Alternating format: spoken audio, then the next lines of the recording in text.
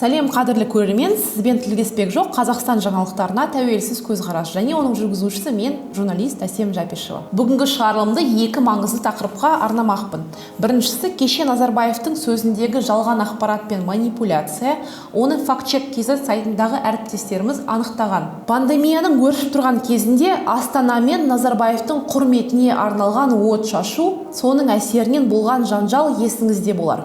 Көпшілік мұны азғындық санап, дәрігерлердің еңсесі мен рухын көтеруге арналды деген өтірік сылтауды сынады. Әңгіменің турасына көшер болсам, сол кезде Алматы әкімі Бақытжан Сағынтаевты тойлайтын уақыт емес, әрі бюджетте де ақша жоқ деп от шашудан бас тартқан үшін желіде барлығы мақтай жөнеліп еді. Күні кеше мемлекеттік сатып алулар сайтында қызық мәлімет кезіктірдік.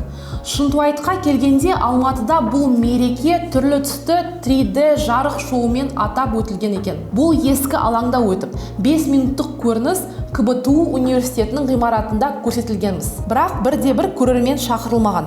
Әлеуметтік желілерде осы көрсетілім туралы ең болмағанда бір ақпарат табу үшін біраз терледік. Жазылмандардың көмегі арқасында бірер видеоролик таба алдық. Ал сол керемет көрсетілімге 63 миллион теңге жұмсалған екен. Сұрақ жетерлік. Эпидемиологиялық жағдайға байланысты адамдар қатыса алмаған болса, бұл ақымақтықты өткізудің қажеті бар ма еді? Бірақ біздікілер біз ойлағаннан асып түсті. Ақшаны шашып, шоуды өткізген жоқ. Ал есеп беруге арналған видеолар шамасы қолдан салынған бейнелер.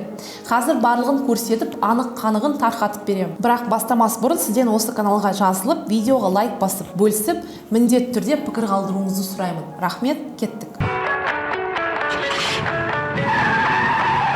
Сонымен Алматыдағы жарқын шоу туралы айтайын. Ол туралы білмеген болсаңыз айып емес.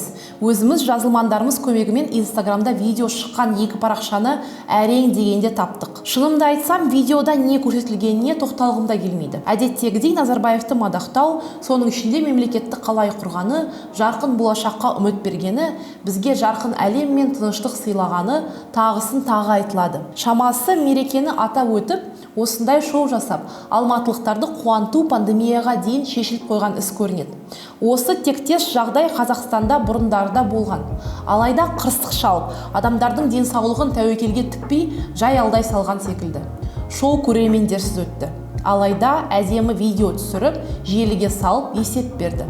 Сорақы көрінгенімен тым болмаса 63 миллион теңге қайда кеткені түсінікті болар еді. Оған құрал жабдықты жалға алу, үлкен командаға берілетін төлем секілді қомақты нәрселер кіреді дер едік. Алайда есеп беруге арналған видеолар компьютерде қолдан салынған бейнеге ұқсайды. Қарапайым көзбен қарап, оны түсіну қиын, алайда оны ажырата алатын таныстарымыз бар. Енді солар анықтаған бірнеше қызық сәттерді көрсетейік. Мысал ретінде 2013 жылы Алматы қаласының құрметіне жасалған шынайы шоуды қарастырамыз. Бұл шоуда КБТУ ғимаратында көрсетілген. Алғашқы кадрлар дәл сол шоудан. Назарыңызды прожектордың шынайы сәулесінің қандай екеніне аударыңыз. Тіпті видеода прожектордың өзі де көрініп тұр. Олар шын мәнінде орнатылған. Ал енді осы жылғы Назарбаевтың туған күндегі видеоға қарар болсақ, сол прожекторлардың сәулесін байқаймыз. Біріншіден, олар тым кемшіліксіз, әрі бірдей. Ал екіншіден, видеода прожектордың өзі жоқ. Және прожектордың сәулесі тек алдыңғы жақтан түсірілгенде ғана көрінеді. Ал дронмен түсірілген кадрларда сәуле жоқ.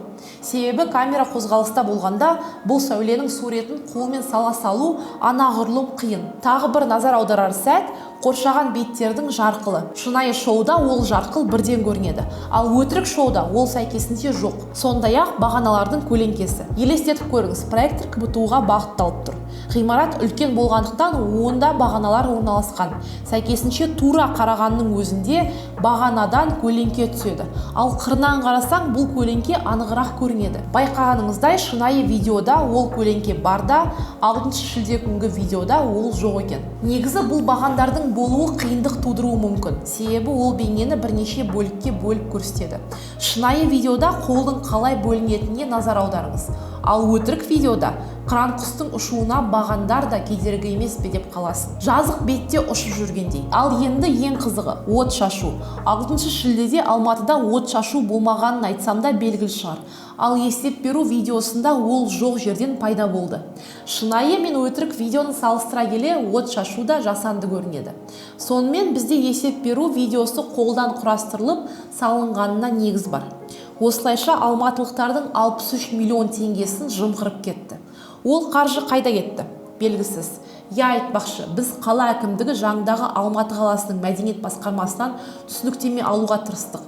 Алайда 2 күн бойы жауап ретінде міз бақпады. Дамыған әлемде мұндай айқын өтірік үшін кем дегенде мәдениет басқармасының басы кететін еді. Себебі аз ақша емес. Алайда антикордың өзі дұрыс жұмыс істемейтін елде қандайда санкция жариялауын күтуде ақымақтық. Жағдайға шынайы қарайтын болсақ, жағдай осындай. Егер қателескен болсам, қуанар едім. Егер біздің видео қандайда тергеу ісіне себеп болса, антикордың алдында кешірім сұрауға да дайынмын. Айтпақшы, бұл видео тек шоудың қалай өтетіні жайлы презентация ретінде түсірілген деулері мүмкін. Шоу болмайды деп шешкеннен кейін шоуда өтпей ақша да жұмсалмауы қажет емес пе? Алайда презентация жасау үшін дронмен түсірудің қажеті жоқ. Қарапайым эскиздер де жеткілікті болар еді. Екіншіден, құжатта бұл қаражат қазынаға кері қайтарылды деген бірде-бір сөз жоқ. Керісінше, жұмыстың орындалғаны жайлы акт бар. Назарбаев Нұр Отан партиясының съезі кезінде Қазақстан демократиясын ақш пен Еуропа елдерінің демократиясымен салыстырды. Ол нағыз демократиялы ел саналатын ақштың өзінде бәрі керемет емес екендігін айтты. Сайлау кезінде демократтар ОБСЕ бақылаушыларын мүлде кіргізбей қойды деді ол. О чем нам говорит сейчас в Соединенных Штатах Америки? На выборах ОБСЕ не пустили вообще. Демократы не пускали наблюдателей из республиканцев и так далее. Не в порядке критики большого государства, но ведь если нас критикуют, то почему же у себя такие беспорядки? Фактчек КЗ сарабынша Қазақстанның тұңғыш президентінің пікірі шындыққа сай келмейді. ақштағы сайлауды бақылайтын халықаралық миссияның құрамында 39 елден келген 102 бақылаушы. Оның ішінде 50-і ДИАқБ сарапшысы мен бақылаушылары. Сондай-ақ 52 парламентарий мен ОБСЕ қызметкерлері болды. Республикашыларды бақылаушыларын кіргізбеді деген пікір ақпаратты бұрмалаудан пайда болды. ОБСЕ демократиялық институттар мен адам құқықтары жөніндегі бюроның бақылаушы миссиясы ақштағы сайлауда болды. Тіпті 3 қарашадағы сайлау коронавирус пандемиясына байланысты қиындықтар туындаса да бәсекелестікпен өтті әрі жақсы ұйымдастырылған деп мәлімдеді. Бұдан бөлек ОБСЕ Дональд Трамптың сайлауға дейінгі және сайлау кезіндегі пікірлерін сынға алды. Ал республикашыл бақылаушыларды демократтардың дауысты есептеуге қатыстырмағаны Дональд Трамптың даулы мәлімдемелеріне және соның тәртіп бұзу туралы шағымдарына негізделген. Трамп шынында да көп арызданды, бірақ олардың көпшілігін сот қабылдамады. Оның ішінде шағымды ақштың апелляциялық және жоғарғы соттары қабылдамай қойды. Негізге алуға болатын жалғыз жағдай бұл Филадельфияда республикашыл бақылаушыларды дауысты есептеу үшін стөлге жақындатуды талап еткен шағым қабылданған. Басқа негіз жоқ. Сол себепті біз Нұрсұлтан Назарбаевтың бұл пікірін манипуляциялық деп бағалаймыз, деп жазды әріптестеріміз. Мемлекеттік теледидар мен сайттардан таралатын жалған ақпаратқа әбден көзіміз үйренген. Ал енді Назарбаевтың айтқандарын тексеру көптің ойына келмепті. Демократияға біздің ел әлі дайын емес деген пікірін дәлелдеу үшін Назарбаев манипуляция мен жалған ақпаратқа барғаны өкінішті. Бірақ таң қалдырмайды. Бүгінге осы, менің пікірім осындай, ал сіздің пікіріңіз қандай? Міндетті түрде видеоның астына қалдырып, каналға жазылып, лайк басыңыздар. Сіздермен бірге болған Әсем Жапишева, амандықта көріскенше сау болыңыздар.